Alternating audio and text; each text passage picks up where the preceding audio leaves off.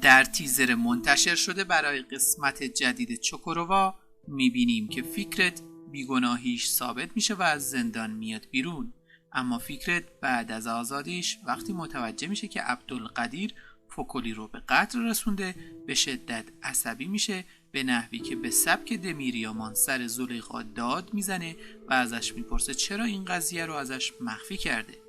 اما میبینیم که زلیخا نمیتونه مانع خشم فیکرت بشه و فیکرت اسلحه به دست میره سراغ عبدالقدیر. اما از سوی دیگه در تصاویر تیزر میبینیم که حشمت چلاک برای کشاورزا و کارگرای زلیخا مزاحمت ایجاد میکنه تا زمینها رو به زور ازشون بگیره، تا حدی که دیگه هاکان تحمل نمیکنه و با حشمت چلاک درگیر میشه و براش خط و نشون میکشه.